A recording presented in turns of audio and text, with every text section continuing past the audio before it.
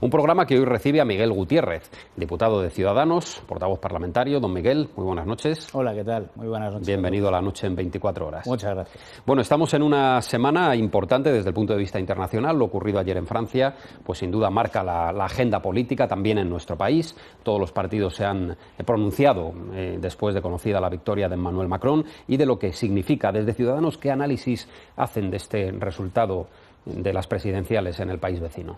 Bueno, pues creemos que ha sido una buena noticia para los franceses, en primer lugar, porque lógicamente son los que han elegido a su presidente, pero creemos también que es una buena noticia para todos los europeos, para todos los que creemos en el proyecto europeo, para todos los que al final entendemos que una de las maneras de solucionar o de hacer frente a las amenazas que hoy en día tiene Europa, a los populismos que están creciendo en algunos sitios, a los extremismos, a los nacionalismos, es precisamente ser capaz de construir más Europa, ¿no?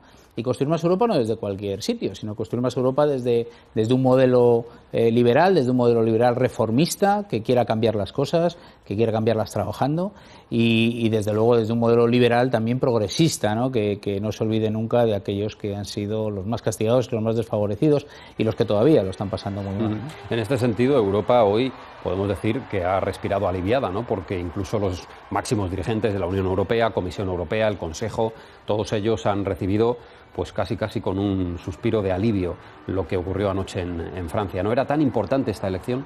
Sí, así es, ¿no? Yo creo que ya lo decía, que ha sido muy importante desde luego para los franceses, ¿no? Que tienen elegido un nuevo presidente que viene a cambiar cosas y a hacer reformas, sin duda alguna, y desde luego, como ya le decía, para todos los europeos y sobre todo todos aquellos que creemos en que Europa debe de poder ser todavía más Europa, es decir, que se deben de dar muchos pasos para avanzar en ese futuro hipotético Estados Unidos de Europa, en el que algunos vemos una salida y una solución a muchísimos de los problemas que hoy en día presenta Europa. ¿Se aclara un poquito más ya el panorama de la amenaza de los populismos con lo ocurrido en Francia? Efectivamente. Después de lo de Holanda también, las elecciones también recientes. Claro, igual. Yo creo que lo que se está viendo es que en aquellos sitios donde hay apuestas valientes, donde hay apuestas decididas, como ha sido el caso de Francia, y nosotros esperamos que en España en algún momento pues esto vuelva a suceder, la gente pueda votar sin miedo a otros, o sea, esa especie de voto del miedo, que yo creo que en Francia no ha existido la verdad el voto de confiar en una solución que es reformista, que va a cambiar cosas y que desde luego sobre todo ilusiona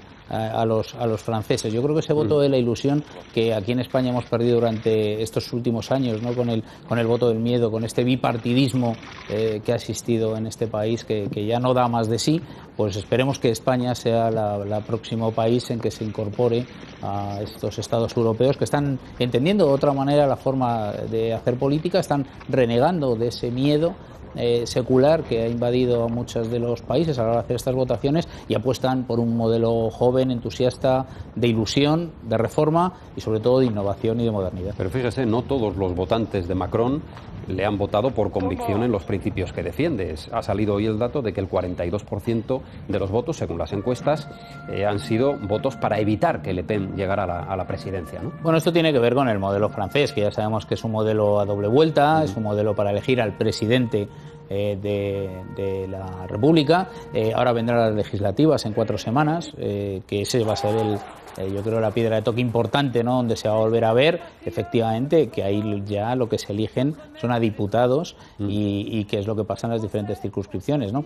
Ese modelo al final efectivamente de doble vuelta, pues al final lo que hace es que haya que decantarse, ¿no? por uno de los dos, una de las dos opciones que al final concurren después de ese proceso anterior, pero a nosotros nos parece que es importante, primero, el porcentaje que obtuvo Macron en la primera vuelta, que es lo que le posibilitó pasar a la segunda, no nos podemos confundir, o sea, pasaron a la segunda los dos primeros, los dos que más votos sacaron, y por tanto Macron fue uno de los dos que más votos sacó, por tanto uno de los que más simpatías concitó y desde luego más ilusión concitó en aquel momento. De hecho ganó esa primera vuelta. Claro, por eso. ¿Se parece, o mejor dicho, en qué se parece Macron a Rivera y En Marcha, a partir de hoy República en Marcha, a Ciudadanos, al Partido Español? Bueno, a Rivera yo creo que tienen el parecido quizás de la edad, ¿no? Que son personas de edad similares, son dos personas jóvenes, entusiastas, idealistas, con ganas de trabajar, de poner cosas encima de la mesa, de trabajar con gente también, de hacer equipos, es muy importante, de evitar esos personalismos que hasta ahora digamos que en nuestra vida política, sobre todo en la española, ha sido tan importante, ¿no? Al final hablamos del partido de fulanito, de menganito, fíjese usted, incluso en las propias elecciones o primarias que se van a plantear al Partido Socialista, como al final estamos hablando de personas, ¿no? De personalismos, no se habla de proyecto. Yo creo que el caso de Macron es singular porque él presenta un proyecto, igual que el caso de Albert Rivera, ¿no? Y son capaces de construir esos proyectos de gente ilusionada por cambiar las cosas, cambiarlas desde esa posición de centro político, que es muy importante también. Yo creo que ambos vienen de creer en ese escenario del centro político, de creer en ese escenario liberal, del liberal progresismo y reformista, y de hacer esos cambios. Y eso es lo que yo creo más acerca a En Marche, ahora mismo República En Marche, ¿no? y a Ciudadanos en cuanto a proyecto político. ¿Son más sociales o más liberales? Porque el término que se ha acuñado en el caso de Macron es el socioliberalismo, ¿no? Sí, bueno, nosotros llamamos liberal progresismo, cada uno yo creo que, pero en el fondo es un poco lo mismo, son políticas que tienen que ver con lo liberal en lo económico y con la parte social en todo lo que no tiene que ver con la generación de la riqueza que es necesaria redistribuir y repartir, sobre todo, evidentemente, en aquellos que más lo necesitan. Y además en el conjunto de todos los ciudadanos del país, en aquellas políticas que son absolutamente transversales, como son la sanidad, a la que evidentemente nadie renuncia, a una sanidad gratuita y de calidad, o como es la educación, que son la parte básica. En eso también, en el tema de la educación, en el tema de coger como bandera principal, de motor del cambio que es necesario para acometer todos estos proyectos de reforma a la educación, también nos parecemos mucho. Nosotros también creemos que cambiar nuestro modelo educativo, hablamos siempre de esa economía del conocimiento, en el que es tan importante cambiar el modelo educativo para cambiar las políticas de un país. Sin eso es imposible apostar por el futuro. Yo creo que España es un país que necesita apostar por el futuro. Y en eso, la verdad es que nos llena de ilusión también lo que está pasando en Francia.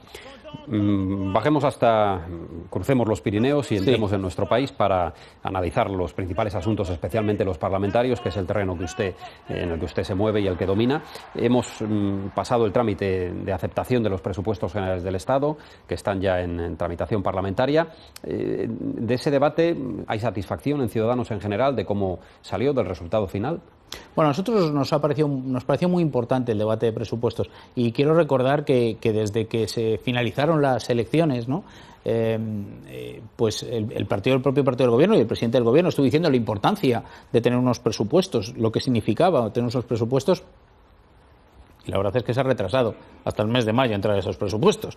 Nosotros nos hubiera gustado que lo hubiera traído mucho antes, porque creo que el que haya unos presupuestos aprobados da tranquilidad a los ciudadanos.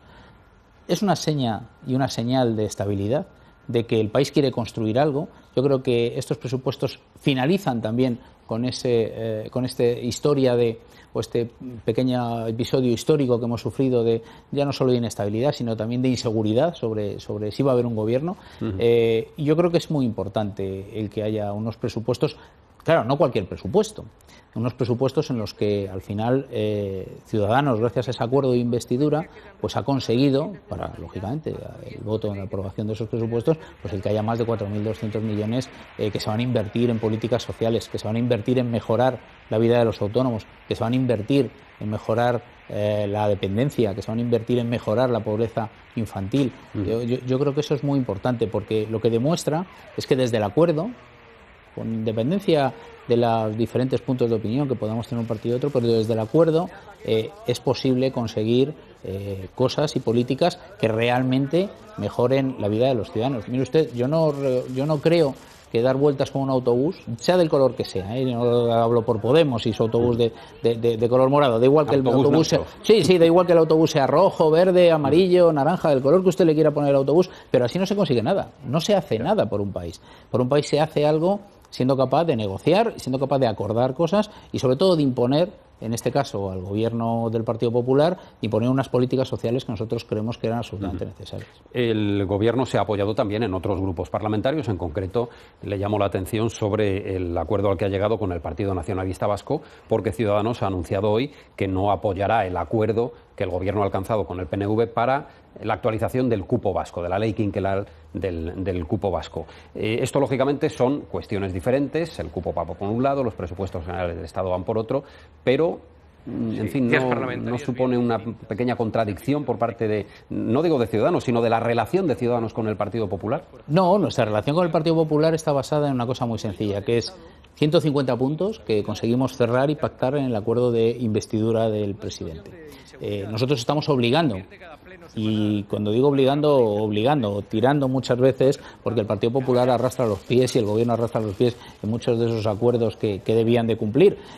Pero arrastrando así todos los pies les vamos obligando a cumplir con esos objetivos que son esos 150 puntos que está allí. Y bueno, parte de esos 150 puntos están precisamente recogidos en este acuerdo presupuestario. Y una cosa son los presupuestos y por tanto los aprobamos, y otra cosa es la negociación del cupo, que como ustedes saben es una ley quinquenal que debe venir al Congreso, que yo creo que vendrá a finales de este mes de mayo, primeros de junio probablemente, la nueva ley quinquenal desde 2017 hasta el 2022, y en la que nosotros, desde luego, si lo que va a traer esa ley quinquenal es lo que ya han dicho sobre el cupo vasco, nosotros votaremos en contra. ¿Por qué? Porque a nosotros esto no nos parece el cupo, nos parece el cuponazo. Nos parece que a algunos les ha tocado la lotería, lo único que hace es ahondar precisamente en las desigualdades entre diferentes comunidades autónomas, y nosotros creemos que estamos totalmente contrarios a eso. Nosotros lo que creemos es que debemos de trabajar más precisamente en la igualdad, en la corresponsabilidad fiscal precisamente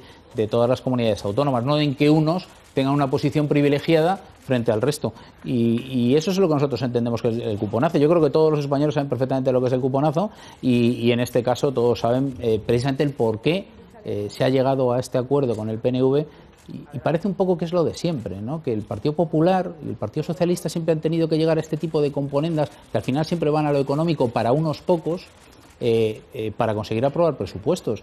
Y a nosotros esto nos parece que ya esa es la vieja política. La vieja política es eso. Nosotros, como la nueva política, es otra cosa. Nosotros lo que hemos acordado en los presupuestos generales del Estado lo hemos acordado para todos los ciudadanos de España. No hemos dicho, oiga, no, para esto es una cosa, para esto es otra, para los de Madrid esto, para los de Cataluña aquello. No, para todos. Cuando hablamos de eliminar o de trabajar en mejorar la pobreza infantil, es la pobreza infantil de toda España, no solo de una parte de España. Entonces, a nosotros nos parece que ese es el viejo modelo precisamente al que el bipartidismo siempre recurre. Una cuestión más relacionada con la moción de censura que ha anunciado Podemos, que hoy mismo ha empezado a preguntar a sus bases. En la pregunta que Podemos le hace a sus bases, denuncia o consulta a sus militantes si creen que el Partido Popular, el Gobierno, ha hecho un uso delictivo del Estado, a lo cual el Partido Popular ha respondido con un enorme enfado.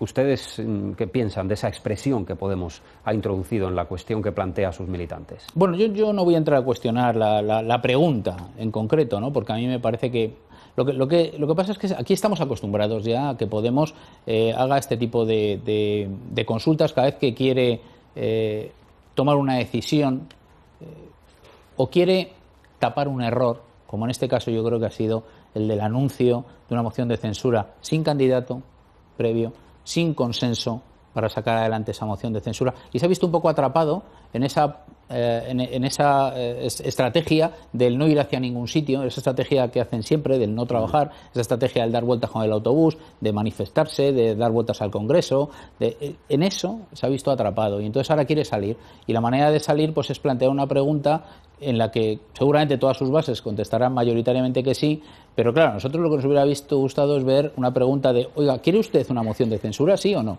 Porque esa es la cuestión. Y ellos al final lo que querían es, ¿vamos a hacer una moción de censura o no vamos a hacerlo? Pues plantéenla en la forma en la que estoy seguro que todos los ciudadanos entenderían si quieren o no quieren hacer una moción de censura. Entonces, es un artificio más a los que ya estamos acostumbrados, los que los vemos todos los días en el Congreso de los Diputados nos tienen acostumbrados, que no es más que un ejercicio circense más, como el que con el que nos sorprenden pues prácticamente cada semana, ¿no? Muy bien, pues enseguida estamos, don Miguel, con nuestros analistas, también ellos tienen cuestiones que formularle. Claro. Vamos antes con el resto de las cuestiones que queráis formularle a Miguel Gutiérrez, nuestro invitado de hoy. Así que, Paco, tu cuestión. Bueno, sí, yo voy a seguir un poco con lo llamado cuponazo. La verdad es que el cuponazo no es una novedad. El cuponazo ha sido tradicionalmente porque siempre que se ha necesitado el voto del PNV ha habido que negociar un cupo, y ese cupo se ha hecho sobre una sobrefinanciación del País Vasco en las condiciones que todos sabemos. Mi pregunta es muy concreta. Cuando se vote esa partida, ¿Ciudadanos va a votar en contra? Bueno, eso no viene como una partida. Ya, sí, bueno. No viene como una partida en estos presupuestos. Es un poco lo que contaba antes. Eso vendrá como una ley nueva que vendrá lo que a finales de este mes, primeros del otro, un poco ya en función de la agenda parlamentaria. Pero vamos, en todo caso, antes de que finalice este periodo de sesiones, porque hay que renovar esa ley quinquenal, ¿no? Y nosotros a esa ley votaremos en contra de esa ley. Si lo que va a traer esa ley, que hay que conocerla, que nosotros no la hemos visto, es una ley además un poco peculiar, porque es una ley que no se puede enmendar. Es una ley en la que solo se puede votar sí o no, o abstenerse, pero no puede hacerse enmiendas de negociación.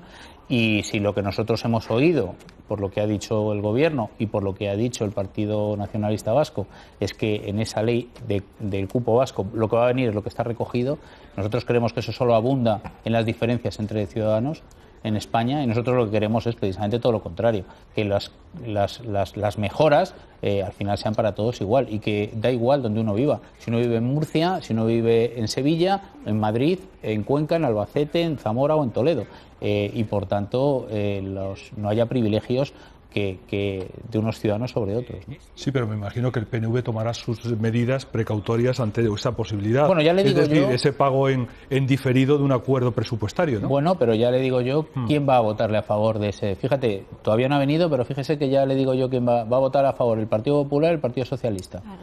Los dos, es decir, lo de siempre. Partido Popular, Partido Socialista, la vieja política, el bipartidismo de siempre, volviendo a pactar con el mismo PNV de siempre para tener mejoras exclusivamente en el País Vasco para los ciudadanos vascos. Y esto es lo que nosotros queremos denunciar y poner encima de la mesa. Ese tiempo se ha acabado. ¿Por qué? Porque ya no hay dos partidos que estén negociando con el Partido Nacionalista Vasco. Y, por tanto, yo creo que es hora de poner encima de la mesa que los derechos de todos los ciudadanos son para todos igual. Una cuestión antes de pasar a Juan de, porque en esto me queda una duda. En la oposición de Ciudadanos es al acuerdo del Partido Popular con el PNV para la actualización del cupo, o sobre el cupo en sí mismo, porque el cupo es algo constitucional, que es nuestro ordenamiento, y que para modificarlo hace falta una mayoría parlamentaria muy superior a Ciudadanos. Correcto. Nosotros no estamos hablando de que desaparezca el cupo.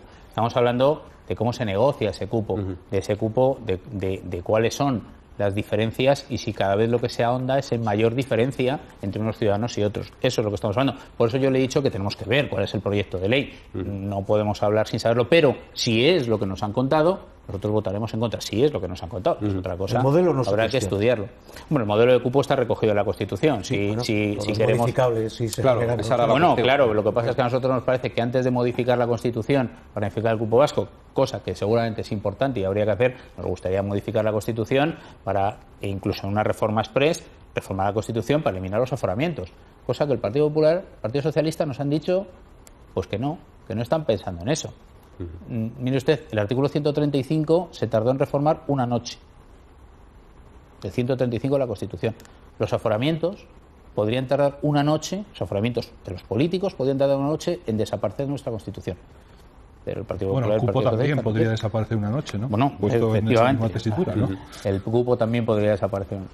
El concierto, quizá más bien. No estamos viendo claro. Sí, bueno, el margen concierto. El cupo, digamos que es la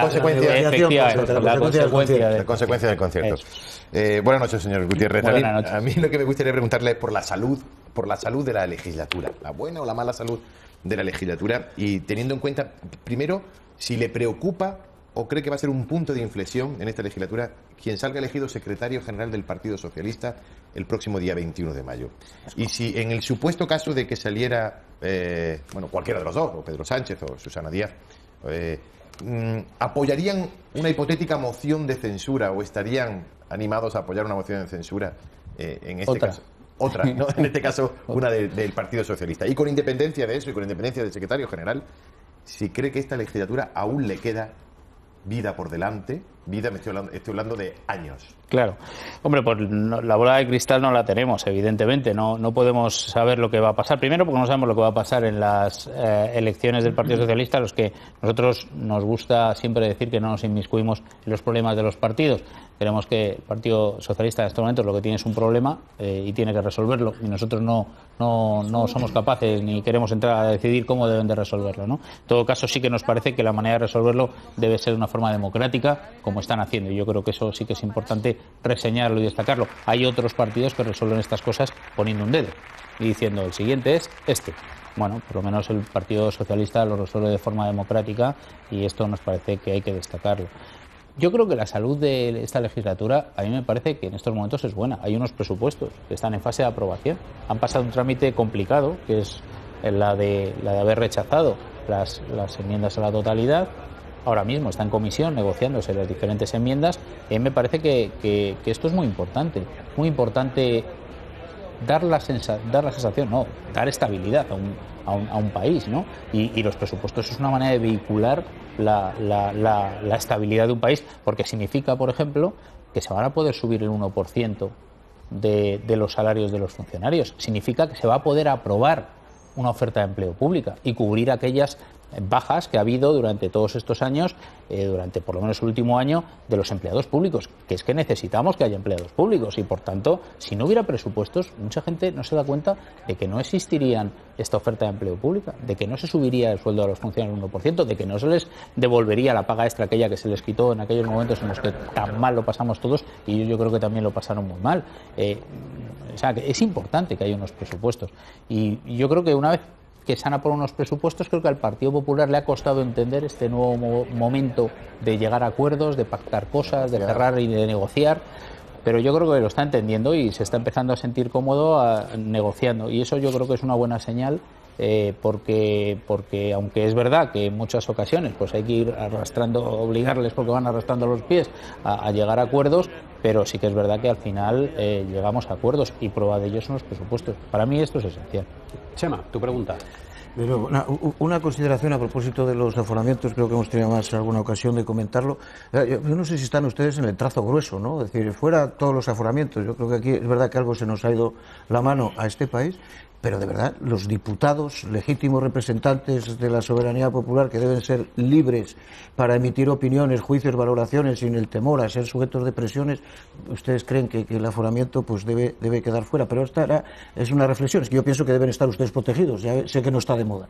Mañana hay una proposición no de ley en el Congreso del Partido Socialista, creo, en relación, pues, en fin, con tratar de corregir la vergüenza de la democracia que significa tener enterrado al dictador en el Valle de los Caídos. Yo creo que es una asignatura pendiente, en fin, cada uno que asuma su responsabilidad, pero creo que eso, en fin, nos quita credibilidad como democracia avanzada y real y homologable con cualquier democracia europea. ¿Tienen ustedes opinión a propósito de esa proposición no de ley? ¿O la van a apoyar? Claro. ¿O cómo cree usted que va a funcionar esto? Tenemos opinión porque, entre otras cosas, tenemos incluso una decisión de voto, que es lo que vamos a hacer mañana, ¿no? A ver, esto es una proposición no de ley del Grupo Socialista, que lo que viene es a abundar precisamente en que hay una ley, que es la Ley de Memoria Histórica, que ha de cumplirse. Yo creo que nadie sospecha que Ciudadanos no quiera cumplir ninguna ley. Por tanto, nosotros votaremos a favor porque creemos que lo que hay que hacer precisamente es hacer que la ley se cumpla. Y si no nos gusta, lo que habrá que hacer es cambiar la ley. Pero lo que no podemos hacer es que no se cumpla una ley. Entonces, yo creo que esto todo el mundo lo entiende y, por tanto, eso es lo que vamos a hacer, ¿no? Y nosotros nos parece que sí que es importante que sitios como, bueno, pues como en este caso en fin, donde está enterrado el dictador, pues que no se convierta en lugar de peregrinación que se está utilizando como lugar de peregrinación de ideologías que no son precisamente democráticas. Yo creo que lo que tenemos que ahondar precisamente es en la democracia, ¿no? Y respecto a lo de los aforamientos que me decía usted, yo le diré una cosa. No es que los políticos no queremos... Hablo de los diputados, ¿eh? Sí, los políticos. Yo hablo de los que yo voto. Los políticos. Cuando yo hablo de políticos, hablo de... yo cuando hablo de políticos, nosotros queremos quitar los aforamientos a los políticos. Diputados, senadores y gobierno. Y miembros del gobierno. Y le digo una cosa. Los aforamientos son una de las mayores fuentes de corrupción que existe en España. Porque precisamente lo que busca el privilegio que tiene el político cuando está aforado es que le juzgue no su juez natural, sino un juez especial. Un juez especial solo para el político. Juez especial que nombra a los políticos, como son el Tribunal Supremo y el Consejo General del Poder Judicial. Con lo que los propios políticos están protegiéndose al nombrar a los jueces que les van a juzgar. Ese es uno de los mayores nidos de corrupción que existe en este país. Yo creo que No pasará mucho tiempo sin que los políticos dejemos de estar aforados y seamos como un ciudadano normal, que tiene los mismos derechos que todos los ciudadanos. Eso no quiere decir que no haya ciertas protecciones, que eso ya se sabe que existen también. Nosotros lo que queremos no es que lo único que queremos es que no nos juzgue un juez especial, nos juzgue el juez de primera instancia como el que le juzgará a usted o usted o usted si tienen mañana cualquier problema. Exactamente lo mismo. ¿El suplicatorio no plantean renunciar? No, claro, nosotros no queremos renunciar al suplicatorio, por supuesto, porque eso es precisamente la capacidad y la independencia de que un político, ejerciendo su labor política, es decir, no puede ser sometido a chantajes, efectivamente, no se ha sometido a un chantaje o una presión, pero una vez que un político, un juez cree que ha cometido un delito, ¿por qué tiene que haber un juez especial, que además ha puesto el propio político, que le tiene que juzgar? Esa es la mayor fuente de corrupción que hay. Carmen. Buenas noches. Hola, Carmen. Mire, decía usted hace un momento, creo que era contestando a Juan, de que los presupuestos de 2017 eran un instrumento básico para garantizar la estabilidad. Es verdad, con eso se puede vivir prácticamente casi hasta 2019. Lo que pasa es que escuchándoles a ustedes me da la sensación de que la confianza en el Partido Popular sea creciente, ni de que haya una capacidad de colaborar tampoco que evolucione de manera ascendente. Más allá de esos presupuestos de 2017, ¿en qué ve usted en estos momentos, que habla también de la negociación, posibilidades de llegar a acuerdo con el Partido Popular en esta legislatura? Aforamientos, es evidente que no, limitación de mandatos, salvo que no es de la noticia, aquí yo creo que tampoco hay perspectivas. ¿En qué más pueden ustedes llegar a acuerdos con el Partido Popular? Bueno, nos quedan muchos puntos de los 150 puntos de la investidura, el acuerdo de investidura, todavía quedan muchos por desarrollar. Yo creo que en breve haremos una evaluación de estos primeros meses de gobierno y del cumplimiento de este pacto, y lo podrán ver todos ustedes porque lo vamos a hacer transparente, ¿no? Como no puede ser de otra manera. Además es bueno, yo creo, que los ciudadanos sepan cómo va la evolución. Y ahí nos quedan todavía mucho, hay muchísimas cosas por hacer. Lo de los aforamientos está por ver todavía, si al final lo podemos llevar o no lo podemos llevar. Porque yo le voy a decir una cosa, si el problema es redactar el cambio del artículo de la Constitución, lo redactaremos, lo pondremos encima de la mesa y vamos a ver qué es lo que tiene que decir cada uno de los partidos políticos, exactamente igual que la limitación de mandatos. Y si lo que hay que hacer es una reforma constitucional, hagámosla. Algunos plantea el Partido Popular, no, es que habría que hacer un referéndum. Oiga, yo estoy dispuestísimo a consultar a todos los ciudadanos de España si los ciudadanos españoles quieren que los políticos tengamos privilegios o no los tengamos. Por tanto, ninguno. Me habla de la confianza del Partido Popular. Hombre, pues confianza del Partido Popular poca, escasa, esto ya lo sabemos. Cuando yo le digo que van arrastrando los pies y que tenemos que llevarles ahí casi a rastras, pues es porque es real y lo están viendo ustedes. Confianza, están viendo ustedes todos los días los casos de corrupción que siguen apareciendo. Yo creo que el Partido Popular tiene las mochilas muy cargadas de corrupción y es muy necesario que seamos el resto, los partidos que hemos venido precisamente a cambiar eso, los que les obliguemos a que esas mochilas se vacíen y, por tanto, hacer las reformas de verdad necesarias para acabar con la corrupción. Por ejemplo, ¿qué cosas, decía usted, podemos hacer? Pues hay una de las cosas que está en ese acuerdo y que vamos a llevar, como es la separación de poderes. Por fin en este país debe de haber una separación de poderes entre el judicial y el poder político y, por tanto, los nombramientos de los magistrados del Tribunal Supremo, los nombramientos de los magistrados del Tribunal Constitucional, los nombramientos del Consejo General del Poder Judicial. Queremos que sea algo absolutamente independiente. ¿Tiene pactado con el Partido Bueno, Popular, eso está en los acuerdos. Bueno, es que los acuerdos hay que irlos desarrollando, la parte legislativa. Llevamos poco tiempo de investidura y hemos estado haciendo muchas cosas. Yo creo que hemos sacado adelante muchos de esos acuerdos y en concreto una negociación de presupuestos que ya le puedo asegurar que no ha sido nada sencilla. Pero vamos a seguir. Ahí hay muchos puntos para cambiar. Y claro, todos esos puntos que queremos llevar de cambios, por ejemplo, del modelo judicial, de independencia del modelo judicial, tienen mucho que ver con la falta de confianza, lógicamente, en un Partido Popular que en el fondo sigue siendo lo que es, con las mismas personas, donde no se regenera nada, donde al final los procesos políticos de designación siguen siendo el dedo y, bueno, pues es un poco más de lo mismo, ¿no? Pues ahí lo dejamos, don Miguel. Gracias por acompañarnos esta noche. Muy amable por venir a La Noche en 24 horas. Muchísimas gracias a vosotros y muy buenas noches a todos. Hasta una próxima ocasión. Buenas noches. Hasta luego, claro que sí.